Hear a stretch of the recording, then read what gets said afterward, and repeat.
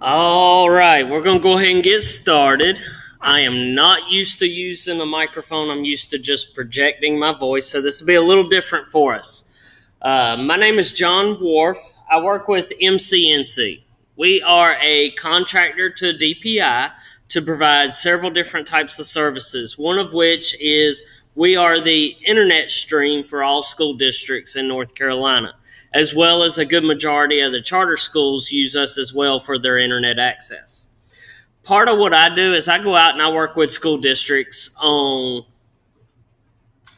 Google Apps, Office 365, things along those lines, to being able to use the cloud-based tools in your school district. How many of you guys have gone through one of my sessions before? Oh, wow, a lot of repeat offenders. So we'll go through some of the same types of things. I'm going to show you some new things that are in Google Apps as well. Some things that will help you guys out in your jobs to be able to utilize, and hopefully you'll be able to pick up some different things. A couple of people I was setting some stuff up, already seen some of the neat new tools, things like that. Now, I know in the books it said this is spreadsheet manipulation and everything like that. I also got told I was in a lab environment where there were computers for everybody. That didn't work out so well. So it is an hour, 45-minute class. I promise you I won't keep you over 3.5 hours for it. But we will go through. We got a lot of information that we're going to cover. It's only going to be an hour and 45, and then I got to copy it over again. But we'll go through, show you guys a lot of different types of things that you can do inside of your environment. But real quick, how many of you are with charter schools? Okay. And then LEAs. Okay. You got to be with an LEA or a charter school. Come on, guys. So it's one of those two things. If you got any questions after today, feel free to shoot me an email. My email address, jwarf@mcnc.org. I've worked with a lot of schools on a lot of different projects, a lot of different types of training, whatever the case may be. As well, the goo.gl link there. I know I told you guys it's kind of hard to read, and I'm going to have out of that too. Boy. Trying to get that a little bigger, but it's PJD98. PJD98, the J is capitalized. I'm going to blow this up just a little bit for you guys.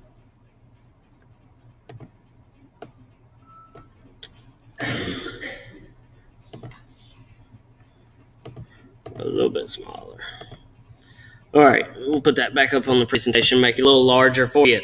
But the goo.gl will take you to trainings that I've done in the past for school districts. As well, if you search for my name on YouTube, you'll find a series of videos that I've recorded, posted up on YouTube, several things like that. So you've got those at your disposal to be able to see a lot of different types of things that are out there for you to do. And I'll put that back up at the end of class today. So, Google Apps. How many of you are using Google Apps? Okay. You wouldn't be in here if you weren't. How many of you are using Office 365? Okay. How many of you use Microsoft Office on your local machine? Okay. Interesting. Good deal.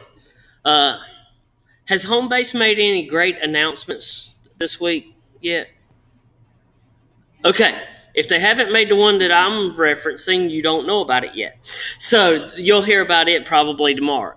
And I can't spill the beans. But Google Apps, we've already heard it. So Google Apps is all cloud-based. It's cloud-based, allowing you to take advantage of all of these different types of things on any machine that you go to. Now, the only reason I'm using my machine today rather than the one that they have up here is because I wanted to record this session for you. I've got some software on my machine that allows me to record it to where I can show little videos, record videos, snippets, things along those lines for you. So I'm using my machine only for that reason. Normally, when I go in to do a presentation somewhere, I walk in, log into their machine that they have for me, and we go straight from there doing the presentations. Now, I'm using a Chromebook. The reason I use a Chromebook is because I'm quite rough on a machine. Now, for me, I've got a Chromebook. I see there's an HP Chromebook there. Several others may have them in the room or whatever. Mine is a Chromebook because if my machine breaks, all I have to do is go to another machine, log in, and I have access to my data. We're going to talk some about the security of your data in a little bit. So we'll cover all of that. Now, how many of you guys have flash drives? Okay, you got flash drives. You back up your computer to your flash drive, right? How many of you back up your flash drive to another flash drive? Now, I'm being dead serious, okay? I have had people, they have a flash drive. Folks that are going for their doctorate degree, they have their whole thesis on a flash drive. Flash drives do go bad when you wash them in the washing machine, okay? They will go bad just writing data back and forth to them. I've had folks say their flash drives have gone bad, and I ask them, well, did you have a backup of your flash drive? Well, no, not necessarily. Well, for me, I don't necessarily carry around flash drives, okay? Everything I have is in the cloud for the most part. I have a few flash drives that sit on my desk back at the office, but I don't carry them in my pockets anymore. I've got access to my data anytime where I'm at. Now, several of you have heard me talk about this before, but it's more and more crucial. How many of you have ever had a hard drive crash? Okay. How many of you guys worked in Sims? Anybody showed me your age? I was there too. I love Sims. We made it do things that it couldn't be done, but it worked. So with that, though, if you ever had your hard drive crash, you know how long it took to get things back up and running and everything along those lines. Now with Google Apps, as well as Homebase, it's all in the cloud. You don't have to necessarily worry about it on your local machines. They are secure, and it's automatically backed up for you to where you don't have to worry about necessarily making backups. Now, for me, I do backups on some of my different things that I do because I want to make sure I have a copy of it. Now, I've got a document with a school district that's close to 2 million cells in size, a spreadsheet that's close to 2 million cells. We back that thing up, okay? Because things get changed. We don't want to have multiple copies of it. So, uses for your Google Apps. Well, we haven't really talked about the different types of things that you have with Google Apps, but there are a lot of different types of things. Spreadsheets, presentations, documents, mail merges, all those different types of things that you can do inside of there. Now, Google Document. It's your word processor, Microsoft Word. How many of you like Word? Yeah, you like Word. You can type on it. You can do all the fancy little word art, things along those lines. Same type of thing with Google Docs or Google Document. You can type on it. You can do a lot of different types of things. And we're going to look at how you can bridge that into your world here in just a little bit. Spreadsheets are my favorite. How many of you use spreadsheets? Yeah, if you don't raise your hand, I know you're not a data manager, okay? So all of you use spreadsheets as well as I do. I use spreadsheets on a regular basis.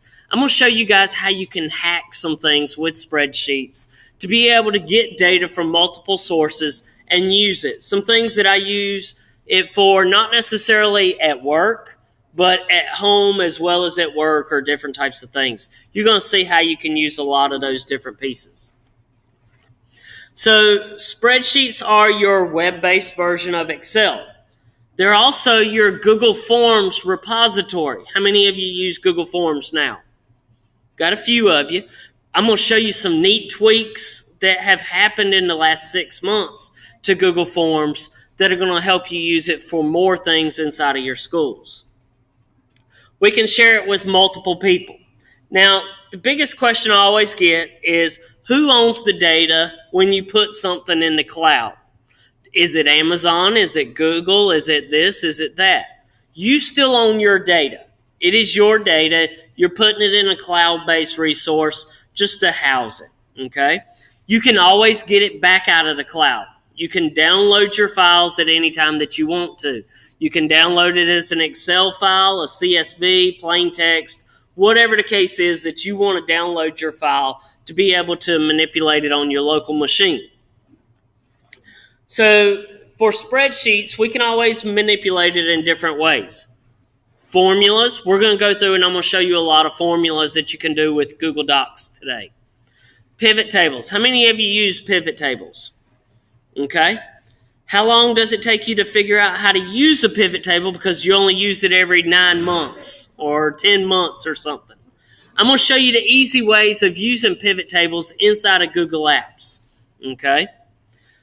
Data validations, just going through, doing different types of things with that. Producing graphs. Everybody likes to see things, right? How many of you guys have to produce reports for your principals, supervisors, whatever the case may be? You produce reports to show how many students we have, how many of this grade, that grade, different types of things. So I'm going to show you guys how the easy way to pull those graphs inside of Google. So pivot tables, again, if you're not familiar with a pivot table, we take our spreadsheet of data and we condense it all down into a not adding and subtraction, but a way of being able to add up different tables or different things out of columns that we have inside of our database. So Google Forms. How many of you have the paper forms that you put in teachers' boxes saying, I need to get this data from you? Yes, we do it still. I know. We still kill the trees and everything like that. But Google Forms is a way that you can put these things online to collect the data. Some new things that we have with Google Forms.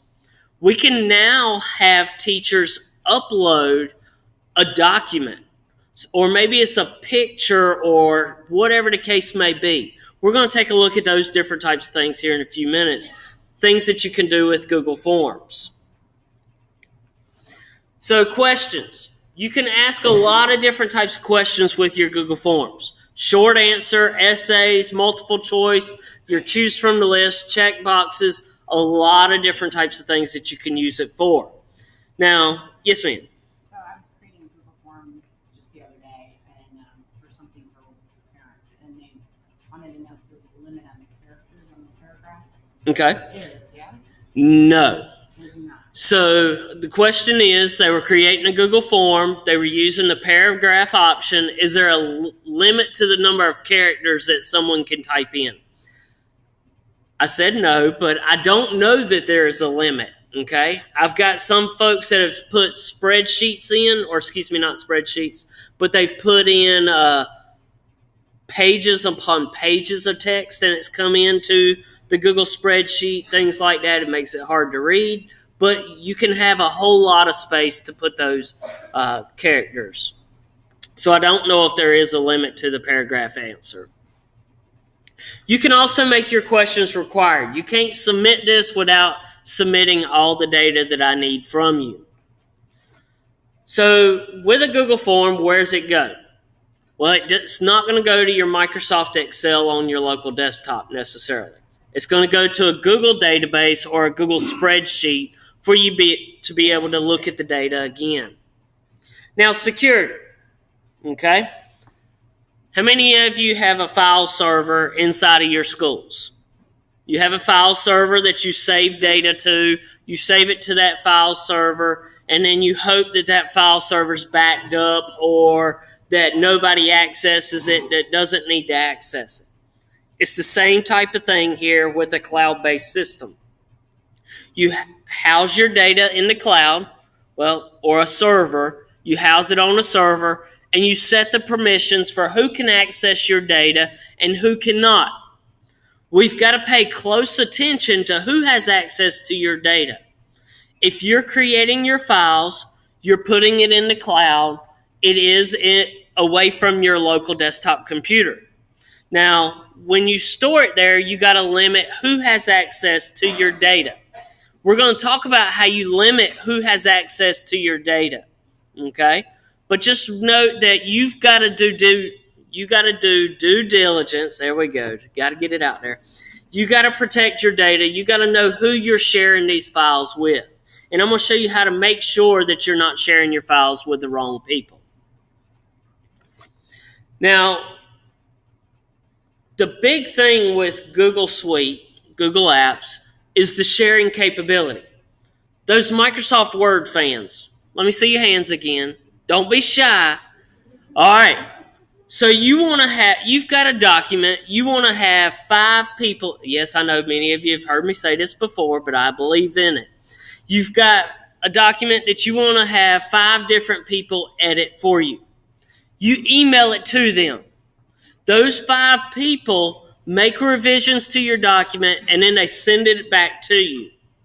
Well, when you receive it back from those 5 people, now you've got to do a lot of work because you've got to take all their revisions and add it into your one document. I'm a firm believer in work smarter, not harder.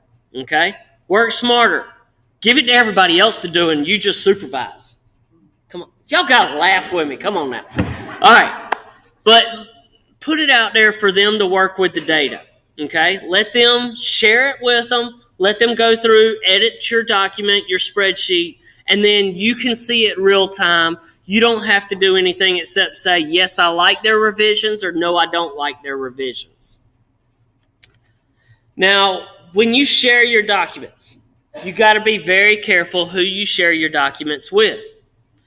So you see the first one up there is publicly available on the web. That's available to search engines.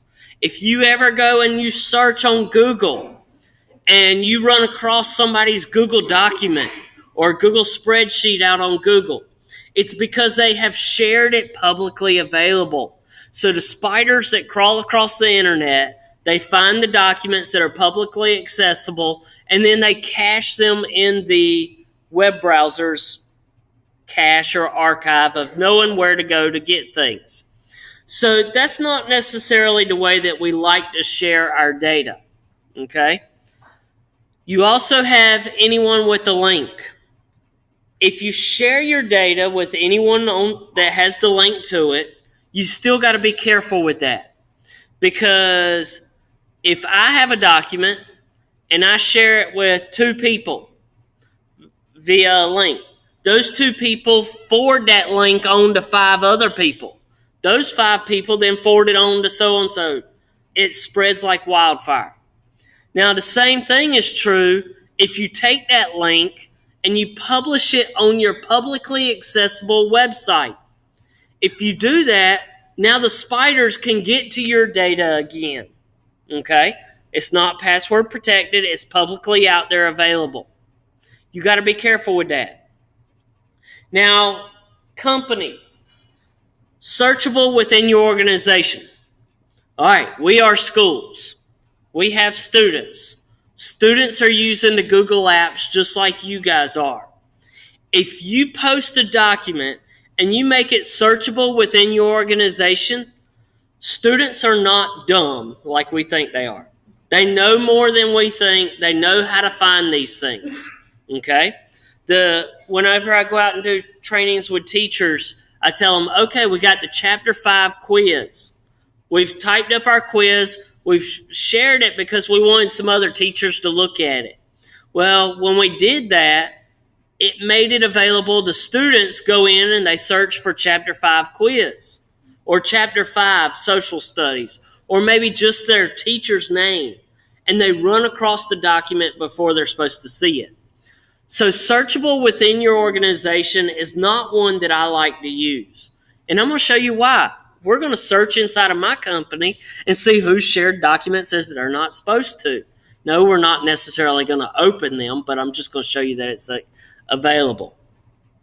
So to make it a little better, only people that have the link are able to access it in your organization. Shuts the outside world down. Also makes it to where people inside your organization can't use it. Okay? But you still got to be careful who you send that file to or the link to for them to be able to read it. My personal favorite, private. Only you and the specified individuals that you want to have access to your document can have access to it. That's my favorite option. And I'm going to show you how to even lock it down a little further. So we can add people based upon their email addresses. We can add by their name. We can do a lot of different types of things. Now, you're the owner of your documents when you create them, okay? You create your documents. How many of you have transferred schools in the past? You moved from one school to another school, okay? When you move schools, by essentially you take the data with you, but you want to transfer that to someone else in your organization or the new person that's going to be taking your position. So you can transfer the ownership of your data to someone else. And when you transfer that over to them, then it lets them become the owner of the files and so on and so forth. You cannot, how many of you are ready to retire? Get out of the system and retire. I only got 10 years in, but I'm ready to retire. So when you retire or you leave to go to another school district, you cannot transfer your data to another school district. You have to leave it inside that school district. Now, if you've got files that you want to take with you that are not containing kids info or any other type of info that only pertain to that school, maybe you got some generalized documents, how-tos, whatever the case. You can download those to a local hard drive, flash drive, something like that, take it with you, and then re-upload it to the cloud. Editors. You can have a bunch of people editing your document at one time. Does anybody know how many people can edit a document at one time? All right. You can have up to 150 people editing a document at one time.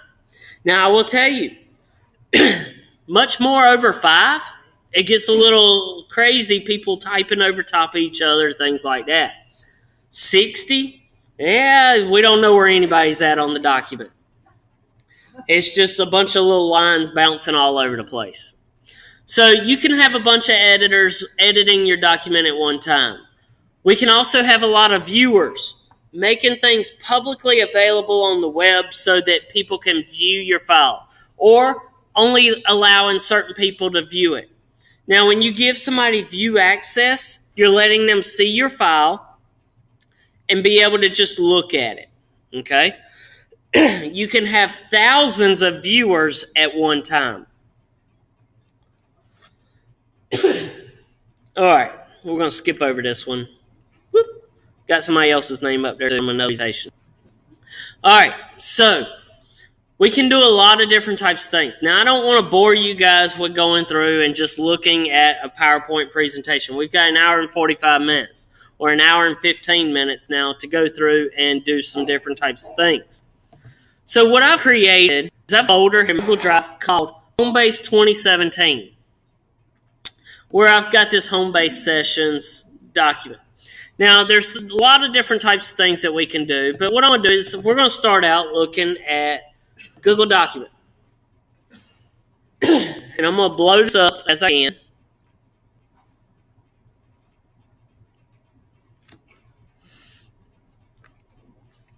I should have had this one already open. I did. So we've got a Google document here. You can see that you can type in it. You can do all the neat little things that you're used to doing. Well, one of the new tools that you can do inside of the Google document, you can actually do voice typing. Now, if you talk better than I do, you can give it a try. It does not always understand what you're saying, but you could try doing voice typing. Now, it does work a lot better if you're using a headset. Okay? So if you break your fingers, your wrist, or you just don't want to type, you can do the voice typing.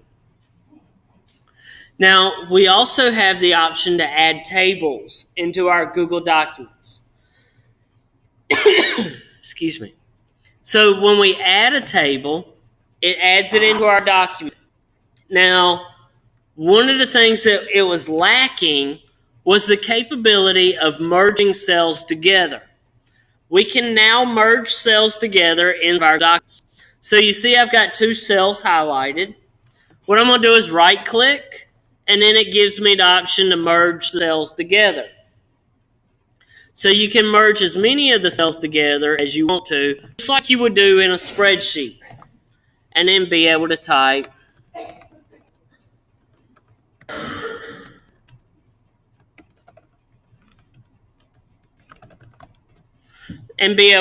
inside of your document just as you would if it was a spreadsheet that was joined together. So when you're building those nice pretty reports that you're going to give to your supervisor or the principal or whatever, you can utilize this to be able to do that. Now, what this also gave us access to being able to do, if you have Word documents that have cells that are merged together in a table, you can now upload those into your Google Docs and be able to keep that formatting of the table. Okay? That was a big hang up for a lot of people a while back, was they weren't able to merge the cells, so when the cells came in, they were unmerged and everything. Okay? So we can do tables. We're going to look at add-ons in just a little bit, but you can do add-ons. You can do labels with Google Docs. You can do tickets, fundraiser tickets, things along those lines with Google Docs, where you're mail merging the data and printing out tickets or whatever the case may be. So for my daughter's softball team, you're going to hear me reference it a good bit. We did tickets for a cooler and some other stuff that, we raffled off. Well, the raffle's in March, but we're raffling them off. So what we do is I took it, laid it all out, and did it to a mail merge to bring it into a Google document to print. You can also do mailing labels, whatever the case may be that you want to do, straight inside of your Google Docs. And we're going to talk about mail merges a little more here in just a little bit. So for my document here, I'll delete my table. And I'm just going to say, we're going to type up a little letter here. Okay? We're just going to say Mr. And I'm going to put a few different things here. So first name. Now, how many of you do mail merge letters to send home the parents? You do those with Microsoft Word and Excel, right?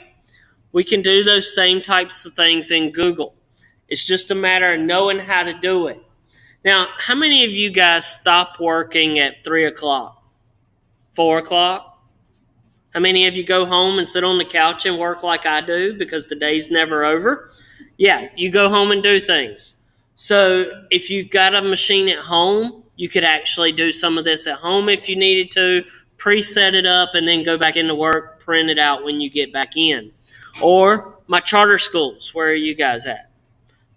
You do your lottery process. You got to send out letters in the mail to everybody. You got to print labels, things like that. You could use this same type thing to print those out and get them out there. If I could type.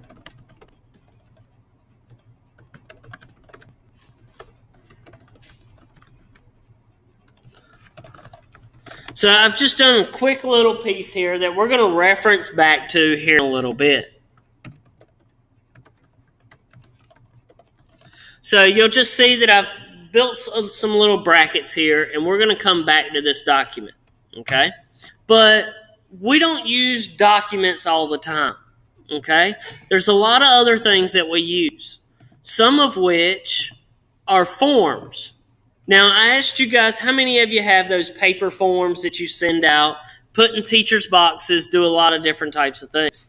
A lot of you do that. And nothing wrong with it. It's just we want to get to where we're more efficient. Because you put those things in the teachers' boxes, and then it's a day or two before they pick them up because they don't come all the way down to the front office every day or whatever the case. So to collect data, we can actually put out Google Forms. So we can create a form. So I'm going to create a form for names and emails. Excuse me. Just say class information. Okay? Now, yes, we're going to have all this data already that we're going to post in this form, but how many of you still have an imagination? Just a couple of you? All right. So we got to use our imagination because we're going to do some different types of things here. I've got a form. The first question I'm going to ask is, what's your name? Now, you guys are going to get to do some stuff with me here in just a second. Now, some different things that you'll notice is that whenever it first started, it was actually a question that was when I added it as a question, it was a multiple choice. So if you'll notice, when I start typing, what's your name? It automatically changed to a short answer. The new Google Forms is getting smarter and smarter and smarter. It's reading what you're typing to help you get the options that you want. Now, one of the other things that we can do is I'm going to ask, what school district are you from? Same type thing, it knows. I'm going to add another one. What is your favorite day of the week? And I know nobody's going to say Monday. But you notice that I told it, I'm looking for the days of the week. And it automatically gives me suggestions down here of what I could ask people for. Maybe you're using this for conferences with the principal or conferences with this or that or the other. You can add it in there as options. I'm going to tell it to add all. So that way it automatically gives me those different types of things there. Now, you can also, I'm going to add another question. You can also add things into questions that are images. You've got pictures that you want to put into it. This probably isn't going to work for you guys very much, but for a classroom teacher, a kindergarten teacher that's doing identification or things like that, they can add pictures in and be able to have the students choose different options. Or you can add pictures as your options. Which type of form would you like us to use? Or which type of whatever do you like? You could do that. Okay? Now, we can also do a new thing. This is only available in your Google Suite for work or business education. We can also now do a file upload. So we've got to get data from teachers. They've got a document they have to fill out. So how many of you guys are the administrative assistant for your schools, as well as Sims or our school, as well as the treasurer, as well as the phone answering person, as well as the front desk operator and everything? You guys do a lot, okay? You do a lot, I understand it. I didn't mention to you guys, I've been in education since my career started, so I know exactly what you guys do, and I have the utmost respect for you. So we can also ask people to fill out the form and upload a file into our repository. Okay? Well, lesson plans. Teachers have to submit lesson plans. If they're using Microsoft Word, not a problem. We don't care if they're using Word. They can still submit their document to us as a Google document. So I'm just going to say I want to get the file uploaded. I can let them upload, and it's going to come directly into my Google Drive. Now, I made the comment that this must only work in your domain. You can't use this with a personal Gmail account yet. Okay? This is only available for inside of your domain access. Which is unusual because normally you get access in your personal side before you do your work. But we get access to this at work, and when people submit the file, it comes directly into the folder that you have your file in. So it will automatically dump all of those files that the teachers submit into your Google Drive folder for you to go and view, or share that folder with the principal, who is the one that actually needs to view it. You're just setting up the form for them or whatever the case may be. So I'm just going to say continue. It's going to give me this option. And I can say, okay, how many files are they allowed to upload? Just one? Or maybe they can upload 5 files. Monday through Friday, they need to upload all 5 lesson plans for next week. Or maybe you are collecting 10 or whatever. We can also limit the size of the files. So this brings up a good point. Those of you that have flash drives that you're carrying around, how much space can you hold on your flash drive? A gig, 2 gig, 4 gig, 32 gig, whatever the case may be.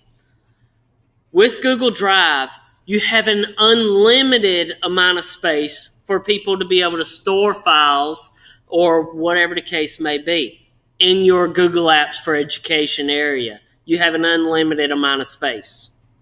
Okay? We can also limit what type of file are they allowed to upload. Well, I'm asking them for something that's basically a document. So all they have to do is go through and submit their document. So they're not allowed to upload any other type of file except a Microsoft Word document or Word, Open document, things like that. Google recognizes those different types of things. You can have it automatically upload into your account.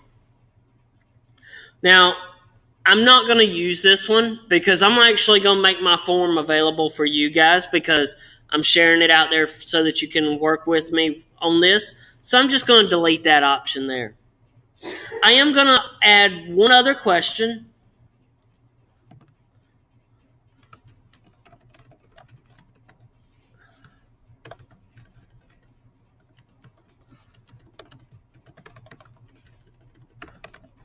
Are you at an LEA or a charter? Notice that it did not change because it knew I was asking a multiple guess, multiple choice. And I'm going to give you the chance to put in an other there if you need to.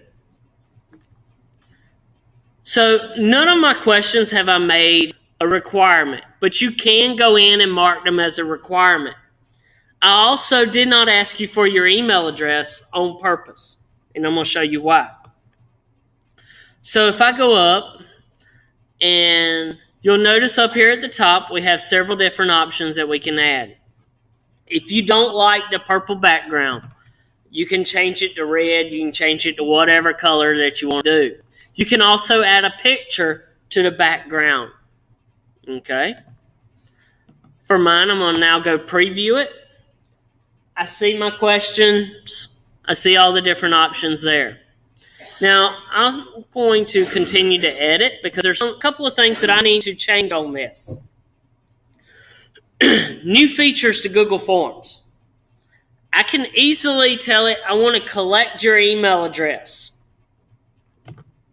I can receive your email address, and you can also get a response receipt. So as soon as you hit submit, it will send you an email letting you know that I actually did receive it. Now, you can also tell it that you want to restrict it to your domain. Mine is mailbox.mcnc.org. I want you guys to fill out my form, so I'm going to uncheck that. Oops, wait a minute. Something's changed. The old Google Forms, when you undid that, you could not collect their email address. Now you can still collect their email address, but what it does, if I hit save, the first question asks, what's your email address? And then it says this form is collecting email addresses. Okay? That takes the chance of not knowing who they are out, so they will know you are collecting their email addresses. I can also say I want to limit you to one response. You can only fill the form out one time. If you messed up, tough cookies. Whatever the case may be that you want to do. Okay? Now, I can also go to my presentation. Do any of you set up quizzes for your teachers at your school? Anybody? Not really? All right. This is what can be a lot of fun. Okay? On April Fool's Day, when you have that staff meeting and you go in and have everybody fill out the form, I promise you the teachers sit side by side when they're filling it out and they're looking at each other's paper about what option did you choose. This is really more for teachers, okay? But for teachers, you can shuffle your question order. So when it asks them, what's your favorite day of the week, and so on and so forth, it shuffles the order of the questions. Not necessarily something that we'll want to do here. I'm going to go ahead and say save. Now, I've got my form done, and I need some of you to participate with us today. Because what we're going to do is we're going to take the data that you guys fill out, and we are going to use it in our pivot tables and some of our other adding and subtracting and things along those lines. So I need you to type in this really long URL that I'm going to hopefully make a little easier for you. So you got really long URLs, and we need to shorten them down because if you're going to have people type, you don't want them to fat finger it. So what we're going to do is I'm going to shorten this down. I use an app called goo.gl. Goo.gl is my favorite to use because I'm able to have people see it, type it, and without... Now, the webpage that I like for you to visit is goo.gl/capital G, the number 3, capital I, lowercase e, lowercase g, lowercase w. Now, this right here is an I, okay, capital I. You must use case sensitive here. Case sensitive because it will not work if you don't put the capital G and capital I. So if you guys would, go ahead and start filling out the form as you get to it. If you have a cell phone and want to participate on it, you can. We're not picky over Apple or Android, and I know nobody has a Windows phone, so we're not going to ask that one. Right? See, nobody's got one. If they do, they won't own up to it. So we have your different options. You can go ahead and put it in there and be able to access our form. Now, I've got my class information that's coming in. Now, if I go back to my untitled form here, I'm going to give it the name of class. And I see that I got 6 responses that are starting to come in.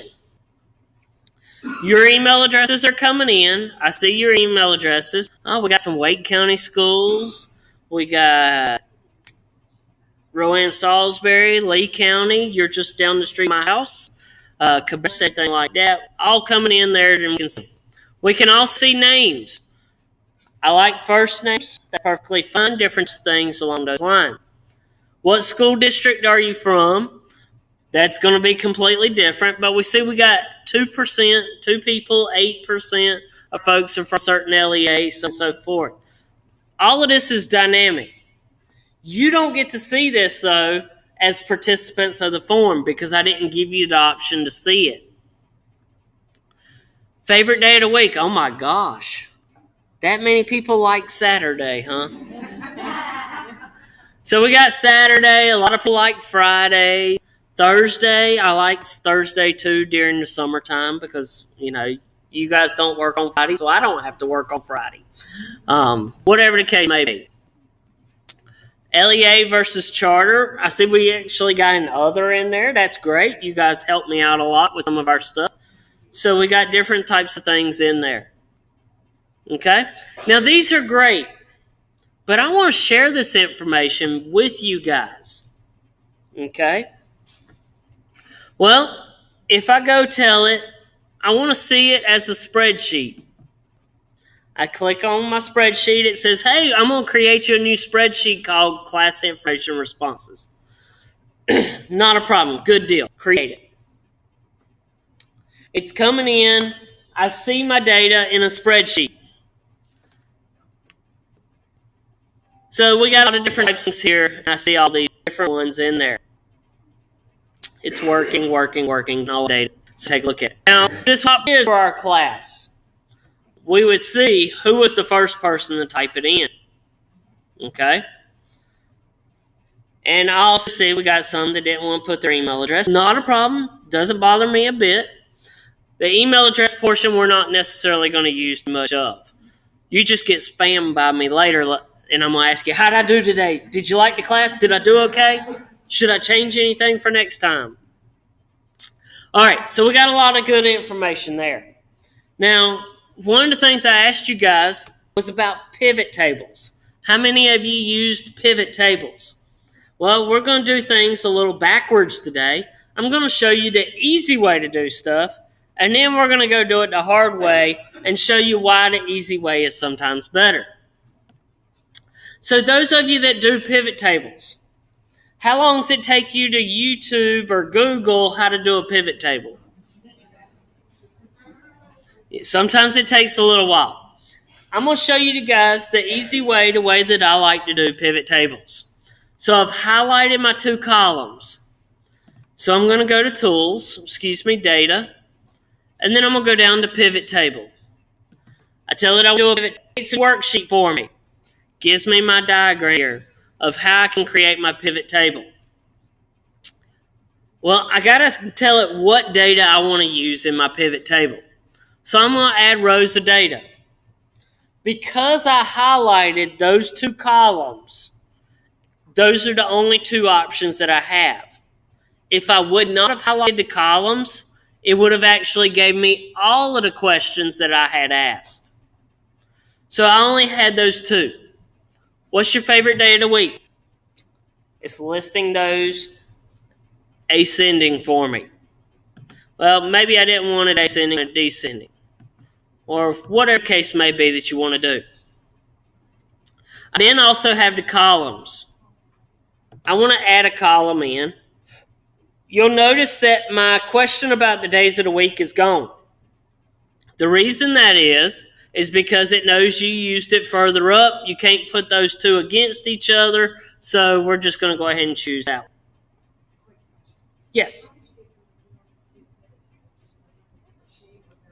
So from the form to the pivot table, what I did was for my responses, I wanted to look at it as a spreadsheet.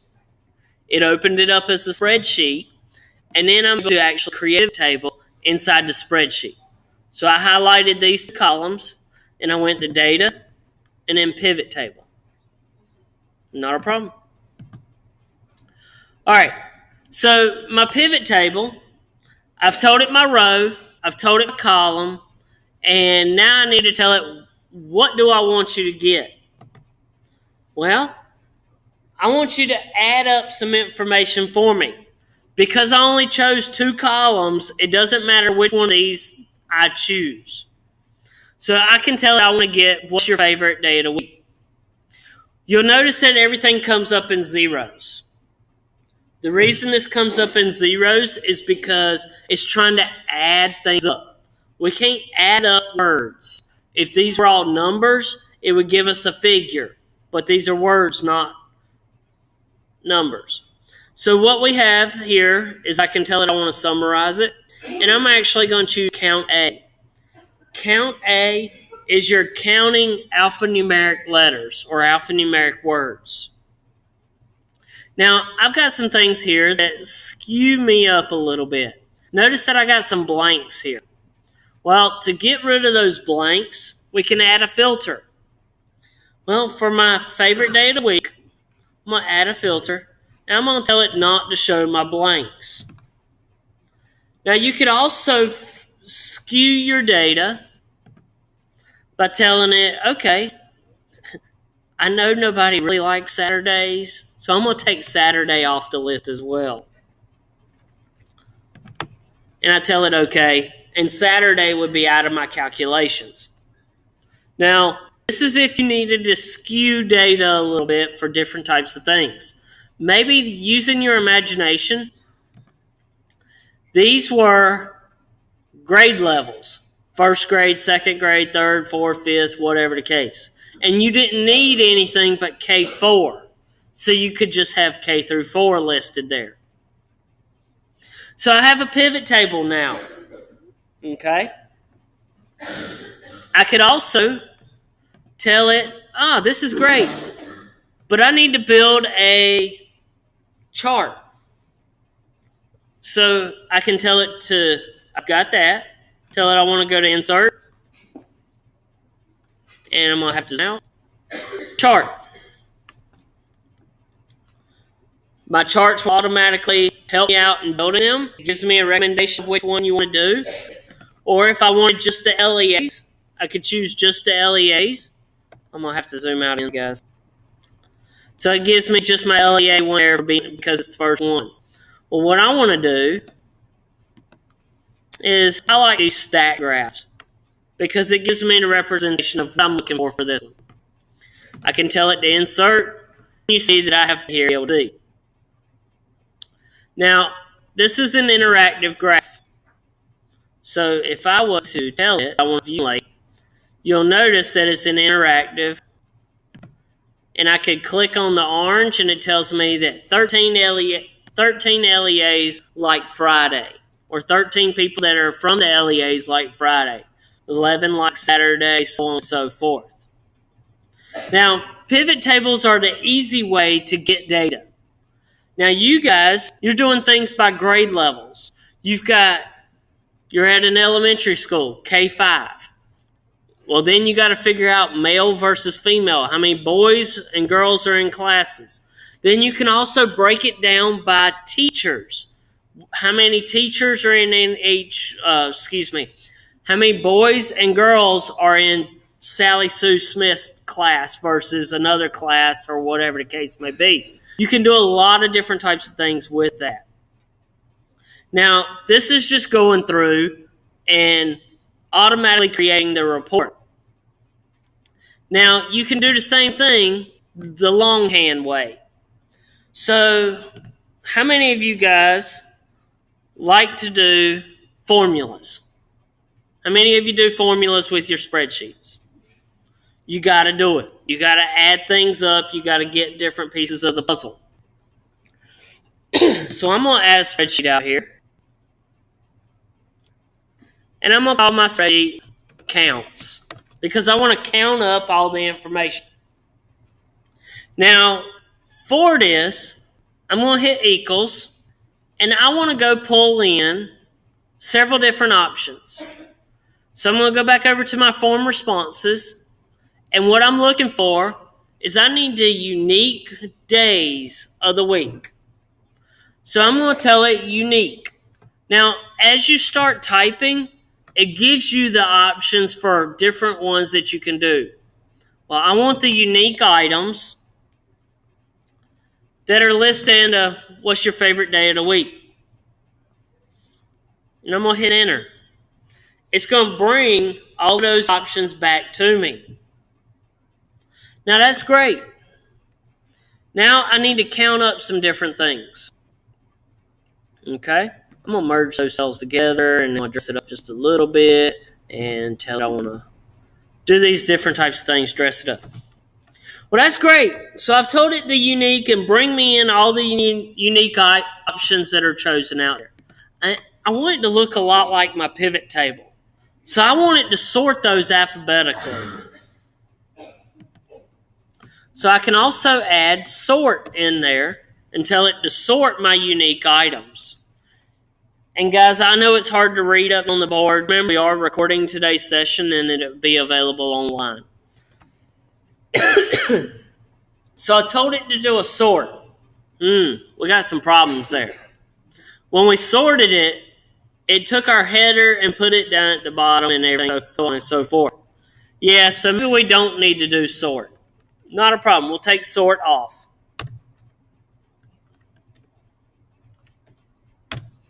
And now we just got our unique options. Now I want to count the number of times people say they like Saturday. So I can tell it equals. You're used to doing number adding and subtracting. So you got 9, 3, 4, 6, whatever out there. You're used to going, highlighting it, and telling it you want to add them up. You want to get the sum. You're used to doing that. And it gives you your number. Okay? We can do that in Google. We can also tell it we want to count alphanumeric times that things are used. So I want to do a count if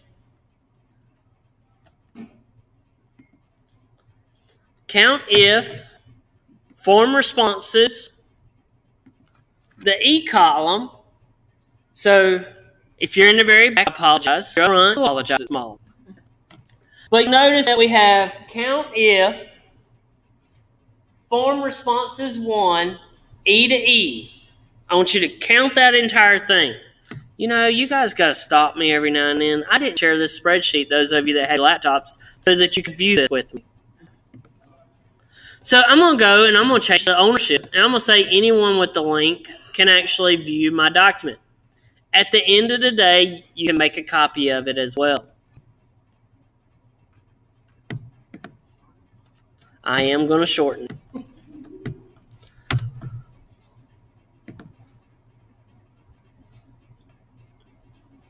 I don't like that one.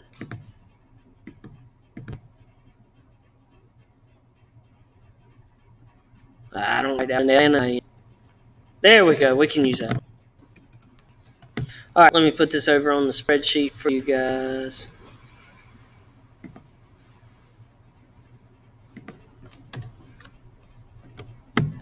All right, go.gl. If you want to go and follow along on the spreadsheet because it's hard to view.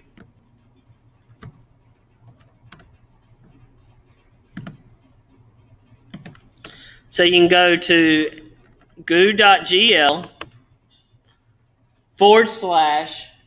/CW, capital W, lowercase d, 9, capital W, capital V. Whoop. Come on, John. So that will get you access to a view-only version of my spreadsheet. Okay? Now, you're going to be able to make a copy of it and everything like that if you want to. So if you wanted to take it back and use it for trainings or whatever the case may be, you can make a copy of this spreadsheet back at your office. Okay? All right. So I'm back in my class, and I've got E column. I want you to count if whatever's in the E column matches, and then I could type in, oh, well, I want it to match Saturday. And I told it to go ahead and match up what's in Saturday. And it will add up all the number of times that the word Saturday is used. So 14 of you liked a Saturday. Well, I could also, I'm going to copy this. And I want to say equals, I'm going to paste that in there. And instead of saying Saturday, I actually want it to match up whatever's in the A category. So whatever is in A4, I want you to match it up and tell me how many people like that day.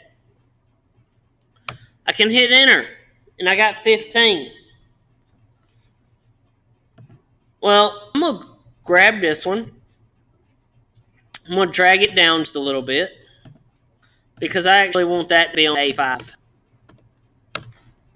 Now, the reason I skipped that is because there's one other that I want to show you guys that you can do. When you're doing these types of things, you can do wildcards. You can be a little wild with it and figure out what you need to figure up. So I can say Fry and put a star because I can't remember how to spell Friday. Okay? I know it's one of my favorite days of the week, but I can't remember how to spell it. So I'm just going to put Fry with a star. And when I hit enter, you notice that 15 people like Friday. I could also, instead of putting a star at the end, I'm going to put the star and then day. Now it's going to add up 36. What day doesn't it end in day? None of them. So it adds up all of our responses. Now let's try one. I know it's FR, but is it Friday or Fry, whatever? That will work for us as well. So how many of you know how to spell supercalifragilisticexpialidocious? Yeah, I don't either. So, but we could use a wild card to try and figure that, tell it to add those up. If you know the first letter and the last letter, you could use a wild card in there to be able to figure it up. We can also put a wild card at the beginning and the end. So it says anywhere that you find Rita, go ahead and add those up for me as well. Okay?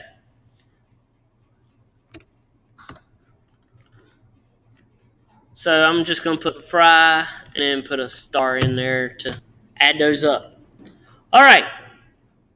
So Excel, as well as Google Spreadsheets, we can drag and fill in our formulas. Okay? Same type thing that you do with your other stuff.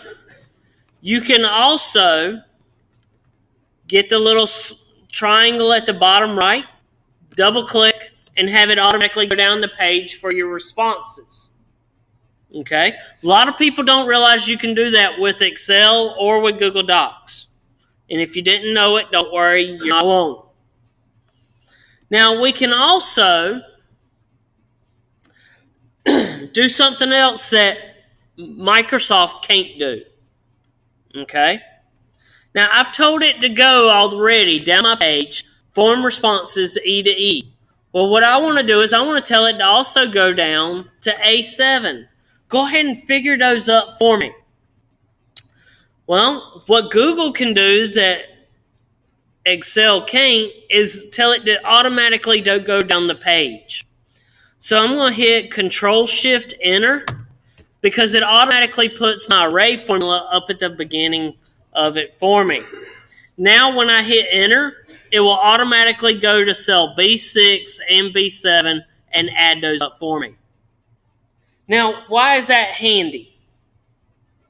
Anybody? Don't all speak at once. This is handy if you're using dynamic data. Dynamic form repository that you're wanting to bring in more information. So does anybody still have the link to go and fill the form out? I need somebody to tell me that Monday is your favorite day of the week. You don't have to fill out any of the other info. Just fill out that Monday is your favorite day. And we're going to see it automatically pop up here. And it's automatically going to add that as an option there for us. No, it's not. Darn, my bad. The reason that it's not is because I told it to only go down to A7. If I told it to go down the entire page, it would have already done it for us. So whoever my superstar is that put in Monday, hit your back button and choose Tuesday for me as well. And we'll see that the number will automatically add up the number 1 there for Tuesday. So as form responses come in, it will automatically do that for us. Okay? Now, that's not the only way that we could do it. If we go back over to our pivot table, you'll notice that has not updated. Why is that not updated? I'm not exactly sure. It should have. Don't y'all love how things don't always work? It's because I filter. So as new things came in with the filter, it didn't automatically pick those up. Sorry about that. So the filter automatically works, and then we have Monday in there as well with our charts. Okay?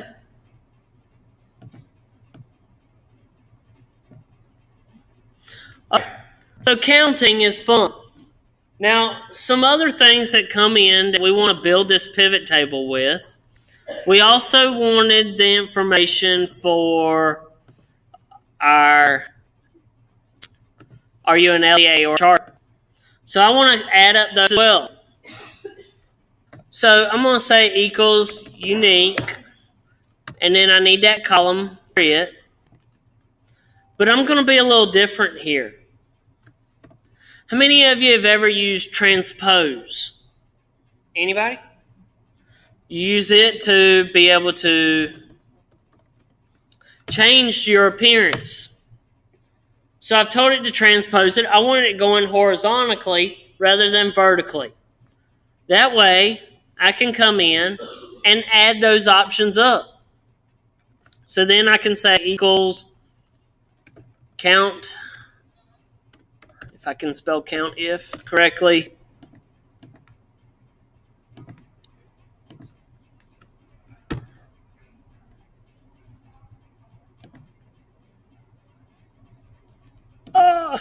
I broke it.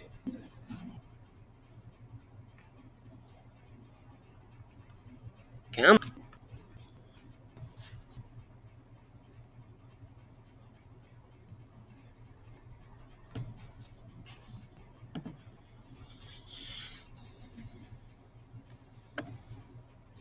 All right.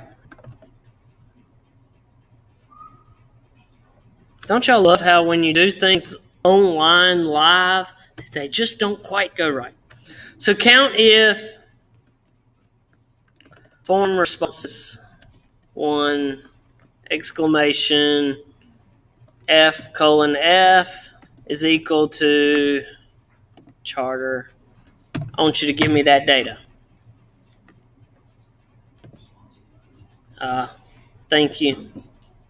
I was wondering why it didn't come up orange. So it tells me there's 7 there. And then if I go on over, I can drag those across. And the reason that these are incorrect is because when we go across, we can't do that.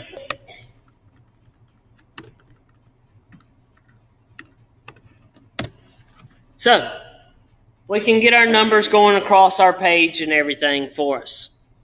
Well, that's great. That's good. But here's what I want to do now. I want to build my pivot table the way that I want it to be. So I'm going to come down here just a tad. I'm going to equal unique. And what I want the unique listing of is what's your favorite day of the week. But instead of starting at E2, or excuse me, E, I want to start at E2 where my data starts. And then I want to go right here and say unique.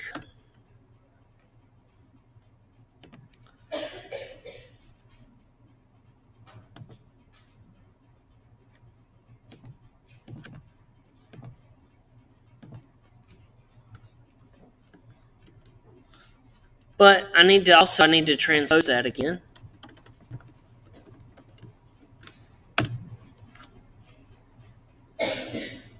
So that I have my table headers and my sides.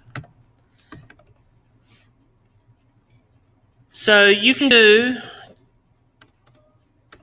count if a certain thing equals, but you can also do count ifs. I need multiple things to be the same in order to do the breakdown. So, charter schools, you're doing this breakdown and you need to know how many have siblings as well as they're in the first grade or they're male or female or whatever the case may be. You can do these lookups.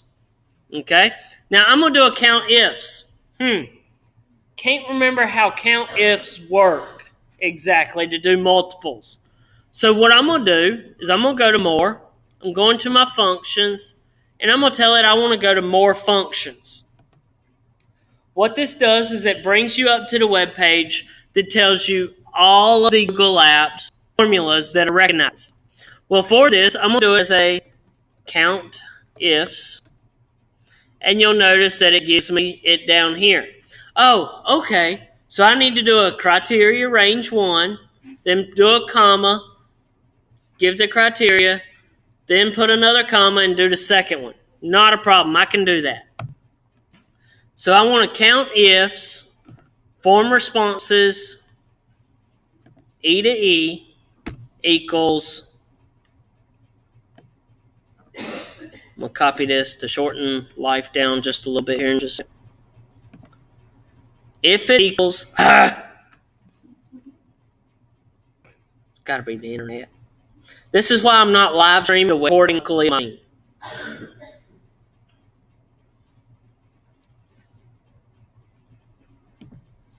All right. So if it equals that plus if F colon F is charter.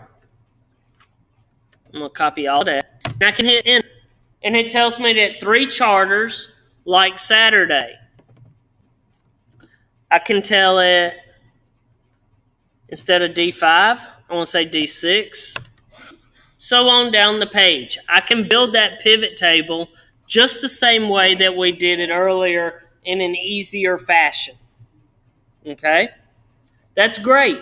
I've got this information. I've got it in there and whatever the case may be. Now, I'm creating a document here. I'm creating a way to be able to send mail merges. Okay? Y'all still got your thinking caps on, still got your imagination with you. I created this document a little bit ago that has this mail merge him to Mr./Mrs. Or we just leave that all together. We just have first name. Now, I've got those brackets in there because I'm doing a form letter. How many of you are fans of Mad Libs or remember what they were or do you even know what they are? You know, Mad Libs were always fun. You could create things, do Mad Libs and send it out, ask people for their responses, get the different types of things, and you have it in there of any story. Same type thing are form letters. We want to create a form letter to send out to parents so we can collect that info and be able to do it. Well, so here, I'm going to shrink out a little bit and see. My add-ons, I'm going to go to Get Add-ons. Well, really and truly, the one that I need is AutoCAD, but I'm going to go to Get Add-ons so you can see what options are that you have out there. So add-ons, they are little, mostly free items that you can add in to your Google Apps environment to be able to do different types of things. Things such as mail merges, removing duplicates. Do you guys ever run across duplicate data? So there's something in here to automatically remove out duplicates for you. You've got AutoCAD, which we're getting ready to talk about. Power tools over here. You can split cells, remove duplicates. You can change the casing. So how many of you get data out of PowerSchool and everything's capitalized because somebody typed in wrong previously? Yeah, it's in there. So with Power Tools, it's a tool for your spreadsheets to go through and change things around for you. So you can change everything from uppercase to the way that it's supposed to be. First letter uppercase, then their name's lowercase. Whatever the case may be. There's also insert and delete cells. This will go through and clean up your documents. If you got a ton of empty cells down at the bottom of your page, it will get rid of them for you. Clean up your documents. I'm all about a clean document. One of those reasons is because you're limited to 2 million cells. Okay? 2 million cells of data is the max that you have with a Google spreadsheet. Split names. How many of you have that problem? You get data and it's first and last name all tied in together. You can use split names to split those apart inside the columns automatically for you. All right. So a lot of different nice little things that you can read down through and take a look at different things. But the one that we're going to use right now is called AutoCAD. AutoCAD was designed by a gentleman or a group called New Vision's Cloud Lab. It actually used to be New Vision's school up in New York, but they changed the group that's creating these apps to New Vision's Cloud Lab. It's freely available and for you to take and use to create form letters, things along those lines.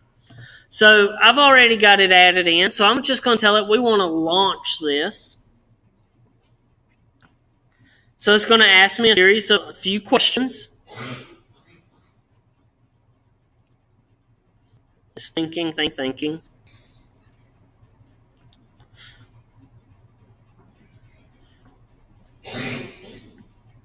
All right, no merge jobs are set up. We need to set up a merge job. We need to give it a name.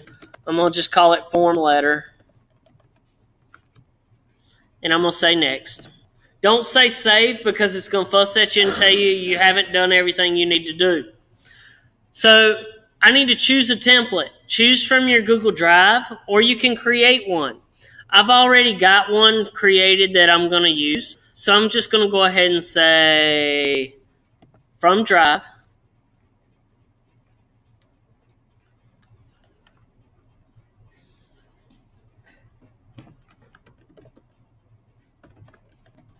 We'll search for mail merge. And it's going to come up with my mail merge template that I had just a few minutes ago. Good deal. It's there. I'm going to go ahead and say next. So what am I going to match to what? Well, I got this tag in there. Notice that I already had the tag of bracket, bracket, first name, bracket, bracket. If you have that already in your document, it already knows those things. And then I just have to map it to a column. What's your name? That's my one mail merge that I'm doing here. And I'm just going to say next. I want it to automatically create Google files for me there. So this is mail merge template 1. I'm just doing this for me. Now, I could also tell it I want all of these to be PDFs. Okay? Now, multiple documents. Well, everybody I want to have an individual document, so I'm going to have these as PDFs, individual documents. If you wanted it to all be one single document so that you could then put it on your printer and print them all out at one time, you could. Okay? So you've got a school. You've got to send home form letters. You've got them broken down by class. You could run it straight off the printer all at one time. So my oldest is going to high school next year. So they have the form letters right now. Hey, come to parent night over at the high school, yada, yada, yada. So with that, you could have a form letter. We do it all at one shot, print it, and then send it out to them. Okay? So here I want it to be multiple documents, because what I want to do is I want it to go to a folder, and then if you provided your email address, I'm actually going to have it email you today's notes. So Homebase 2017, and I'm just going to choose to put it in that order. Just like that. Next, dynamic folder reference. We're not going to worry about that. That's if you need to go multiple layers deep. If the timestamp is not null, actually, I want this to run if your email address is not null. Because if you didn't put in an email address, I don't want it to try running on it. We'll say next. Do I want to share the doc? Yes, I want to share it. Share the doc as a PDF. Allow the collaborators to reshare. That's fine. Send from a generic address. Yes, we want to do. Okay. So I can share it as a Google Doc or as a PDF. I'm actually going to say no there for now. And do you want it on a form trigger? Form trigger is as soon as somebody hits submit on your form, it would send this document out to them. You could also tell it to run on time trigger. Run at 5 o'clock on Friday, or whatever the case is that you want to do. Now, these things make you look smart, okay? Now, the reason I say that, I'm all about cut time down the amount of time it takes you to do stuff. So, if somebody thinks that you spent 3 hours sending an email to every teacher in your school, hey, Miss Smith, here's your document, fill this out, everything like that, it cuts down on your amount of time that you're actually working, makes you look smart, okay? Or makes you look like you're working hard. So I can go ahead and say save there. And I've got this piece there. I've got my autocrat label set up. Now I could actually tell this to run. This isn't going to email everybody, okay? I've got it set not to send emails. But if we wanted, we could send emails. Whoops. Forgot to turn that off. So I'm just going to tell it run. And what you're going to see is everybody that adds their email address in there is going to automatically build their Give this just a second. 37 rows.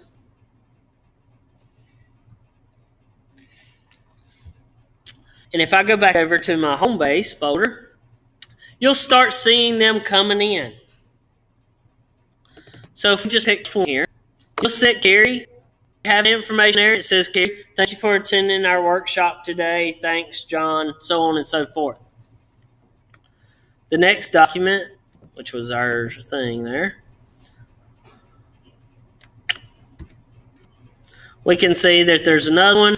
I didn't do this right, but I told it first name rather than just giving it. I want you to pull the first name field. So it's got everybody in there, but all the documents have the same name. You can have them to do other ways as well. So I help with another conference that's up in the technician conference. One of the things that we do there is we do this exact same thing. Okay, I'm not showing you guys anything that I don't use on a regular basis. So you see, we have all the registrations here, and it looks like Pam's the owner of these registrations. She didn't hand key all these things. The system goes in and runs it for us. So we don't have to do anything with it. It automatically runs, and we have it in there. So I'm going to search for something here.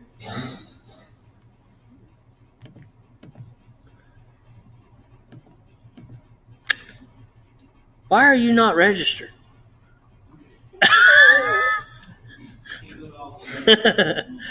So I was looking for Sean's registration to bring it up, but it's not in there, but we're going to move forward.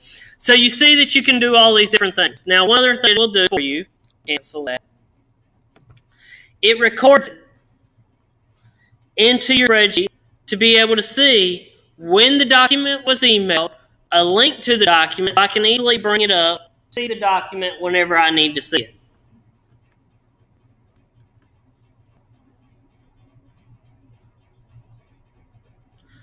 And there it is. Okay?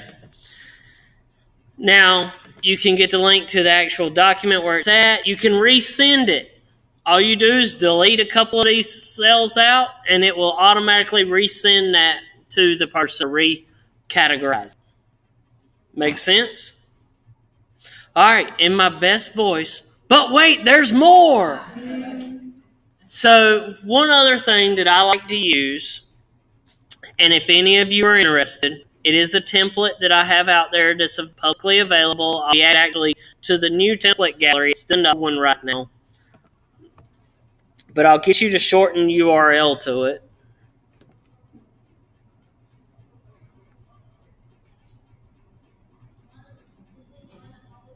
So, again, how many of you like to look smart? Everybody, right? So my boss, I've had this document for quite some time. I knew my boss was sending us, and he was sending out these emails that had this information in it, made it look like he was sending out a whole bunch of emails and taking a lot of time. Well, I like to work smarter, not harder. So a while back, I had sort of did some things with the template to where I could send emails out to people on a regular basis.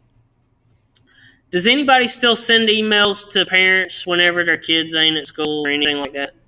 You send emails, things like that. So I'm going to get this link here.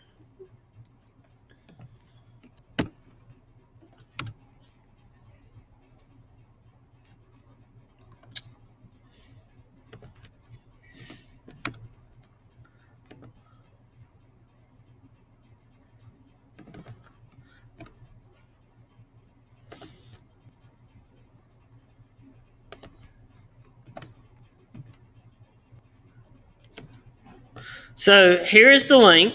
Again, if you're following in the show notes for today, these will be online as well in the video. But the goo.gl 2YH capital D capital H capital J. This is a template that I've had for a while, but I love to use this.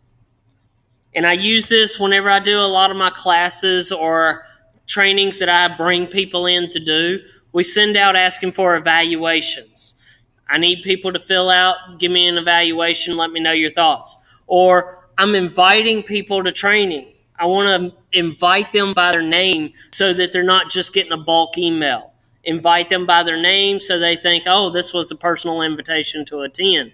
Yeah, not really. So, goo.gl. So if I go over to the spreadsheet, I want to tell it, yes, I want to use this template. And while that's coming up with the template, I'm going to go grab all these people's email addresses first.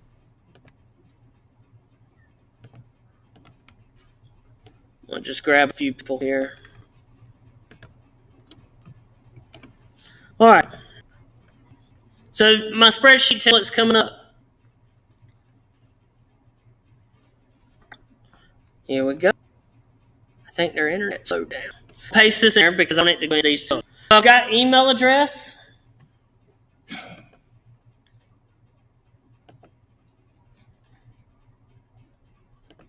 Did I not copy?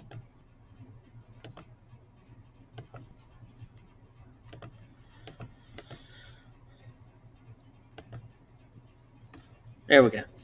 So I've got email addresses, and then I got your greeting name, your first name, first and last, whatever. If I wanted to reference other pieces of data, I could. And then if I scroll over here, I can say to subject, thank you.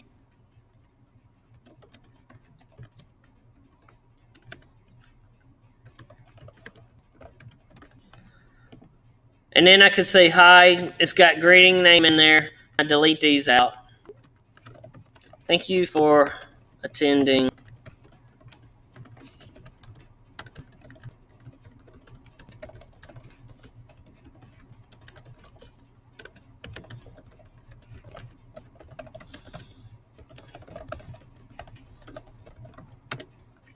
All right.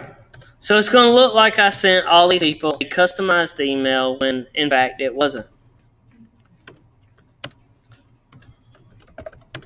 Now, I'm ready to actually send my email. If I have other data fields, all I do is reference those fields by putting a bracket, data 2, bracket, data 3, data 4, data 5, data 6. All of those different data fields you can populate. Now, because I didn't reference those, I'm not going to have them. But I don't want this to send to all of these people because, well, you guys see, it's not very much to get. But we are going to pick on our friend Sean. Sean's going to receive an email from me just saying, thank you for attending. Let me know if you have any questions, because I wanted it to go to him so that we could see what happens. So I'm going to say send emails. It's going to ask for my permission. Yes, I got to give my permission for it to work. And I want it to send emails on behalf of mailbox.mcnz.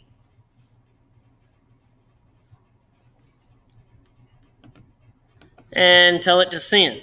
After you do this once, it should not ask you for a second time. Oh, man, I'm sending it from my personal account. Oh, well. Ain't like the world ain't that account either. All right, so it's sending that email, and you'll see that it'll mark the word sent here down in the left. Now, since it also tell me how many emails that it sent. If I didn't have anything here, it would send the email to those people. Now, the reason that I wanted to show you guys this is because if I go to my folder and I bring up the email to Sean, you'll notice that it sent the email that Sean, thank you for attending, and it looks like a custom email message.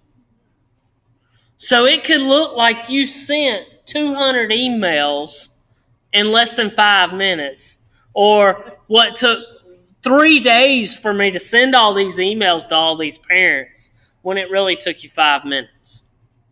Okay? Mail merges can be your friend, but you got to have the data from somewhere.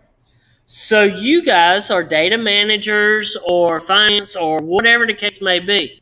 So you can easily collect this data via Google form, or you just maintain a spreadsheet of this. One of the other things that I use this to do is to communicate with vendors when we're getting quotes or pricing information. I can send each one of them an email that says I'm looking for this, but they all received the same email, and they hit reply and give me back the results of what I need. Yes, ma'am. What I did in lieu of doing this kind of thing was just blind copied everybody, put all email addresses in the blind copy line, and and send it out. You can do that as well, blind carbon copying. It's generic. So what makes this little piece of puzzle work so well and makes it a good template is there's something that you don't get everywhere. Directions on how to use templates. Okay? They're available for you to use as well. Any questions about today? Has anybody gotten a little piece of information that you can use? So I got one other thing I want to show you. These things are real life. I use all of these things all the time. So my daughter plays softball. Our travel ball season is about to begin. This weekend we go play our first tournament. She's 9 years old playing with a team. We'll be playing in Thomasville this coming up weekend. Well, I hate going to this website and trying to find out who's playing when and everything like that.